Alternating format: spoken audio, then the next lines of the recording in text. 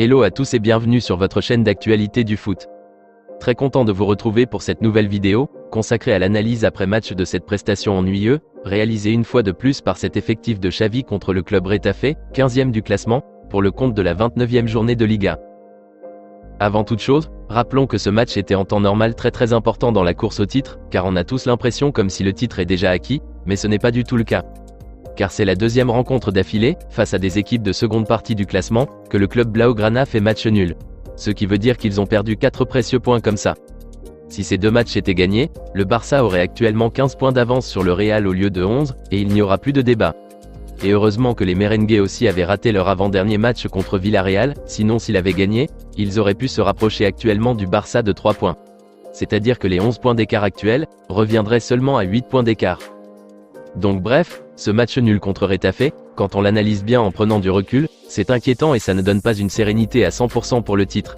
Car il reste encore 9 journées, et tout peut basculer avec cette allure. Il suffit juste de 2 ou 3 défaites de plus, et c'est fini. Ce qu'on ne souhaite absolument pas. Avant de parler même de ce qu'on a vu ou de ce qu'on a pu constater durant cette rencontre, je te prie de bien vouloir t'abonner si c'est la première fois que tu viens sur la chaîne, et d'activer la cloche de notification pour ne rater aucune de nos vidéos actualités comme celle-ci, qui te parle des joueurs du FC Barcelone, et aussi t'informe sur les dernières actualités du mercato estival à venir. N'oublie pas de liker et de commenter surtout, afin que cette vidéo soit accessible au plus grand nombre de fans et supporters catalans. Si c'est fait, alors on continue. Personnellement, j'ai eu beaucoup du mal à regarder ce match jusqu'à la fin, car je pense que c'est le pire match qu'ils ont joué depuis le début de la saison. Et franchement c'est dommage. Ce qui m'a le plus énervé, c'est le manque d'envie totale que j'ai le plus constaté dans le comportement et la manière de jouer de cet effectif de Xavi. Normalement il devrait avoir cet objectif de finir dignement la saison, en performant le mieux possible dans ses dernières rencontres, pour apaiser au moins un tant soit peu le cœur des fans et supporters catalans. Mais hélas, ce n'est absolument pas le cas. Techniquement c'est 0, tactiquement aussi c'est 0, aucun fond de jeu mis en place par Xavi dans ce match. Au début de la rencontre, c'est-à-dire durant les 15 premières minutes, on avait l'impression que le Barça avait la main mise sur le match, qu'il contrôlait tout, mais après quelques minutes, c'est de l'ennui total. Un fiasco énorme. Franchement je suis encore une fois grave déçu de ce que Xavi nous a proposé ce dimanche. Et si vous voyez même la formation mise en place par le technicien catalan, c'était très bizarre. Il positionne Alejandro Balde sur le flanc de l'attaque comme faux ailier gauche pour commencer le match. Pour quelle raison? Je ne sais pas. Peut-être parce qu'il a titularisé Jordi Alba. Mais c'est pas du tout cohérent, puisqu'il y avait Ansu Fati et Ferran Torres sur le banc. Même s'ils sont nuls ces derniers temps, au moins qu'il n'a qu'à nous composer un 11 de départ cohérent, qui a du sens, et peut-être qu'ils feront quelque chose de bien durant ce match. Si Fati ou Ferran étaient en jeu depuis la première période, peut-être qu'ils auraient pu créer des actions qui mèneraient à au moins un but salvatrice. Donc même tactiquement, le Barça qui est leader du championnat, n'était pas du tout au rendez-vous face au 15e du classement. Et c'est vraiment honteux. L'unique occasion clé de ce match, n'était que cette action contre le poteau, vers la fin de la première mi-temps. Après ça, c'est du n'importe quoi jusqu'à la fin du match. Et le grand fautif qu'on peut malheureusement encore doiter, c'est le coach Xavi Hernandez. En tout cas si j'ai tort, faites-le moi savoir dans les commentaires. Je me demande même si réellement Xavi parle à ses joueurs, car s'il leur parlait, et qu'ils sont vraiment conscients de ces prestations de merde qu'il nous montre depuis un certain temps, même le lundi passé face à Girona, au moins, ils devraient être plus motivés et plus déterminés comme jamais, afin de nous prouver en cette fin de saison, qu'ils ont la pleine volonté d'améliorer les choses et que leur fond de jeu soit mieux. Mais apparemment, ce qu'on voit durant ces derniers matchs, nous démontre malheureusement qu'ils se foutent de notre gueule. Excusez-moi si vous pensez que je suis trop dur avec eux. Certes, c'est qu'un match nul, mais pour moi, ça sonne comme des défaites, qui sont inadmissibles en ce moment à mon humble avis.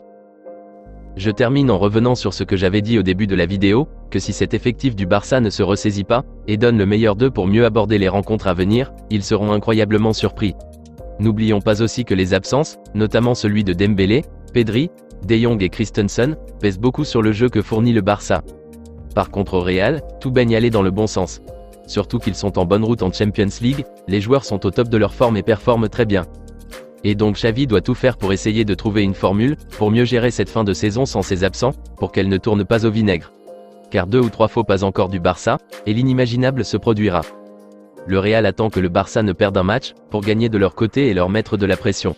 Car ils savent que quand le Barça est sous la pression adverse, ils paniquent plus facilement. Je pense sincèrement que le grand travail que le coach Xavi Hernandez doit faire à l'heure actuelle, est de parler sérieusement avec ses joueurs, et de les motiver plus, de les amener à être conscients que la Liga n'est pas encore finie et que tout n'est pas encore acquis. Ils doivent avoir toujours cet objectif bien précis à chaque rencontre qui reste à jouer, que c'est une finale, et qu'ils devront gagner obligatoirement, pour pouvoir passer. Dans tous les cas, c'est moi mon avis. Dites-moi dans les commentaires ce que vous en pensez de ça, et comment vous aviez vu la prestation du Barça dans ce match contre Retafe. Nous clôturons cette vidéo avec une petite tour d'actualité sur le mercato à venir du club Blaugrana. En pleine reconstruction, la direction catalane prévoit ramener un ancien joueur de la maison, formé à la Masia, du nom de Dani Olmo. Le jeune espagnol âgé de 24 ans, qui évolue actuellement comme milieu offensif, et même des fois comme ailier gauche en Bundesliga du côté de RB Leipzig, est très apprécié par les dirigeants et le coach Xavi, qui veulent l'avoir dans leur rang dès la saison prochaine.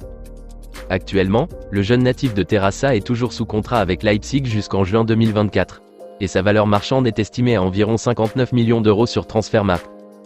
L'international espagnol désire lui-même revenir en Catalogne, pour y rejouer avec son club de cœur qu'est le FC Barcelone. Un désir qui est en parfaite adéquation avec l'idée du Barça de ramener Dani Olmo à la maison. Mais la direction catalane pourra-t-il s'acquitter d'une telle somme cet été pour Olmo? Difficile à imaginer. Mais on reste quand même optimiste, pour une bonne avancée dans ce dossier très important du FC Barcelone. Perso, je pense que c'est une bonne option pour l'aile gauche de l'attaque, car c'est un joueur qui est très bon ballon au pied, et je me rappelle de ses performances dans ce positionnement avec la Rora au Qatar, il était excellent. Comparé aux deux autres, je veux parler d'Ansu Fati et Ferran, il est mieux à mon humble avis. Dites-moi dans les commentaires ce que vous en pensez, et comment vous voyez cette idée de la direction et du coach Xavi, de ramener Dani Olmo dans l'effectif Blaugrana. Que pourra-t-il apporter de mieux selon vous, dans ce système de jeu du Barça? N'hésitez pas à réagir dans la barre des commentaires.